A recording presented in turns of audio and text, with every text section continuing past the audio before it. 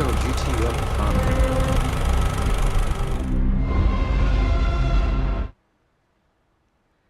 Hi, and welcome to E23's Everyone's a Critic Extended Edition. Today, we'll be talking about Arrival. I'm Bailey Pierson. Here with me today are Teoh, Marissa Pisterzi, Emerson Davis. Okay, so what are your guys' initial thoughts about the movie? I'll fight anybody who says this movie is bad. Really? I love this movie. Yeah, see, I went in thinking it was going to be stupid. My friends were like, yo, let's go see this. It's about aliens. Yeah, that's exactly. I mean, we watched it together. Yeah, It was just about aliens. I was like, this is going to be dumb. And then I got into it and I was like, oh my gosh, this movie just totally messed up my mind. Yeah, I mean, most of the time when you talk about first contact situations, you think of Independence Day. I was thinking it's going to be on a Prometheus kind of a thing. It's going to be it's like ancient aliens kind of a thing. We're going to play around with did they come here first? That kind of a thing. I was pleasantly surprised by the whole thing. Yeah. I think it's hard for sci-fi movies to be super sophisticated sometimes, especially to be nominated for an Oscar. So I think it did a really good job with the foreshadowing and everything. I thought it was pretty tasteful for a sci-fi movie. Yeah, I definitely thought it was a very innovative and interesting movie. I really liked how instead of how they did the what was it, flash forwards, Mm-hmm. That I really liked how they did that because it made the people think that it was a flashback.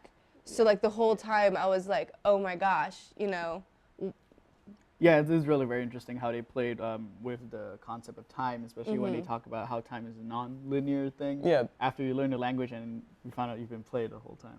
Yeah, it's they're trying to tell this story about these people discovering this language that gives them to be able to view time in a non-linear format, and they're telling the story in a non-linear format. That is amazing. Even everything about this, especially the language itself, the little logograms, the little alien things that go in a circle, it's 360 degrees. That it's non-linear in itself too.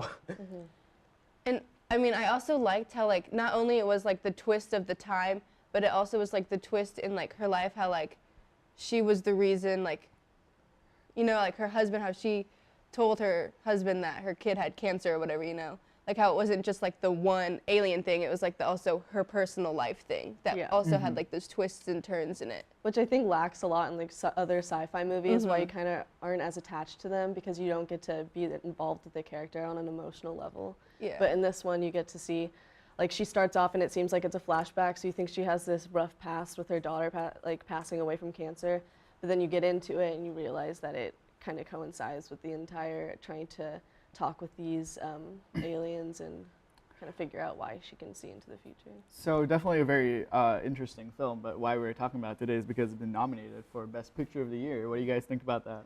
That's correct. So I think it is deserving of that nomination, for one, because A, it's exceeded my expectations in every single category.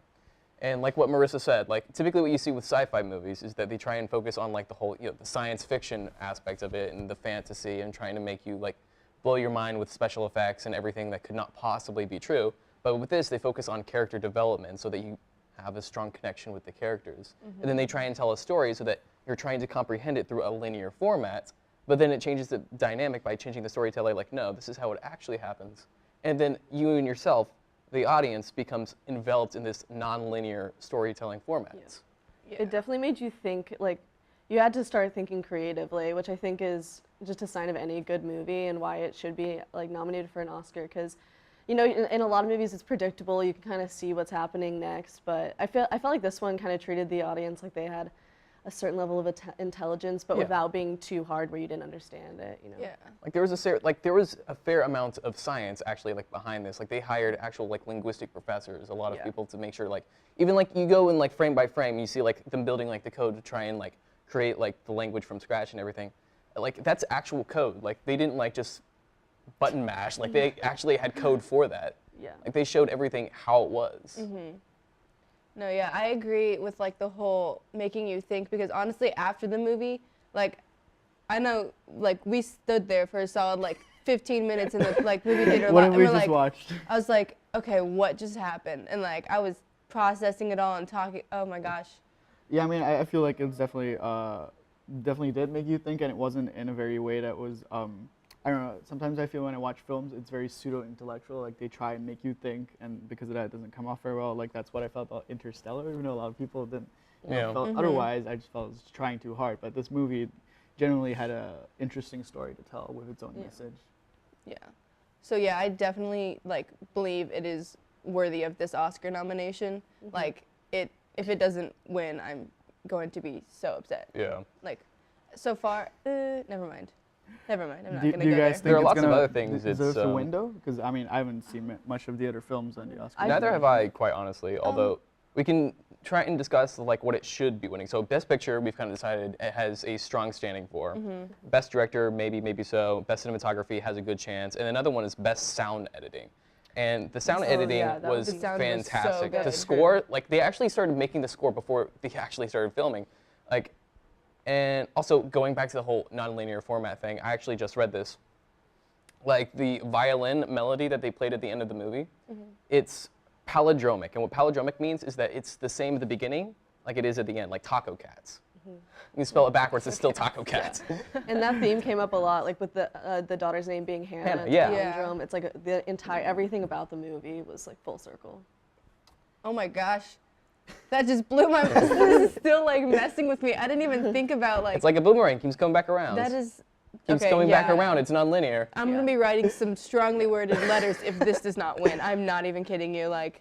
Yeah, I mean, I think beyond the music score is definitely a bit different from those. I think nowadays you get a lot of cliches when you come to music scores. I mean, if you guys seen Pacific Rim, get lots of those blaring noises, but blaring noises with empty space, that's what a lot of movies do nowadays, or like just a very elaborate string section. I know this film didn't actually do that, but if you go beyond the score, you go into the sound design of the heptapods and how they made them echo in their watery form. It's very interesting. I think they did a fantastic job. And let's talk about the heptapods. Like, what do you guys think about like them trying to introduce this new kind of life form that is not humanoid in shape, something that you not directly relate to, something that's kind of like massive and like extremely alien in presence? I loved it. I was literally just thinking about that. I like how they didn't like show them. Like they were kind of like shadowed and like behind that wall that Kind of like a glass? Yeah, I loved it because it's like they leave that to our imagination. So like we can be like, what do they look like? I don't know, like. Yeah, like the film, right?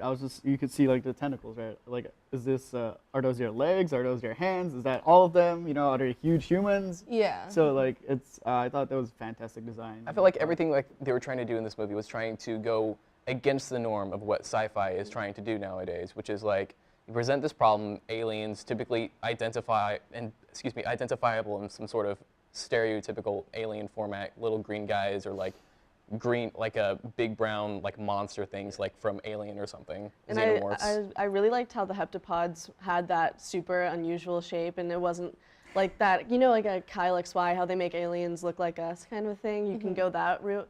But I think since they looked so different, it really emphasized the whole trying to communicate on a deeper level instead of just, a superficial, like, oh, you can communicate because it's like you look like them kind of a thing. So you had to get past that and like really get deep into the whole language that they're deciphering. And I like how they made the aliens like non-violent. Like in all of like the sci-fi movies, they make them like, oh, they want to take over the world. We're gonna be your new supreme leaders.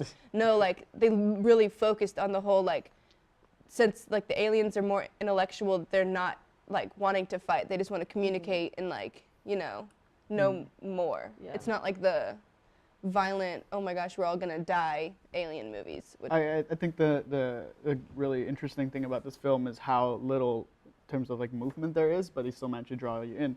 If you were to stage it as a play, there would actually only be two real scenes, right? Two real stages where things happen, which is the control room where they're figuring out stuff, and inside the alien spaceship. So essentially they're always moving between these two spaces, but somehow they manage to draw and captivate your attention without it being boring or really draggy. Yeah. I think the flash forwards did a good job also keeping your attention, because you're kind of trying to figure that out while also like going on the journey of figuring out the language with them. All right, what other nominations did this film get?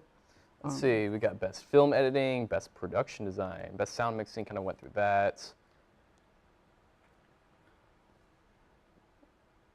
I found one for like the Robert Awards, and it's Best American Film. Best American Film, okay.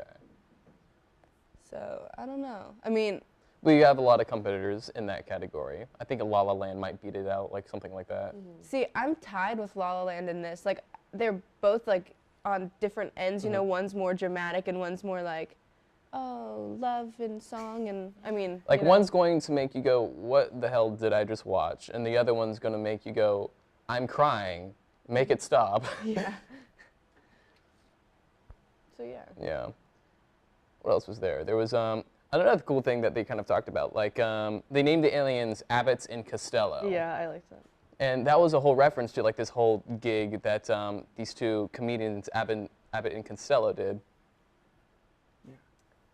I like that. I like how they like made it personal with them and.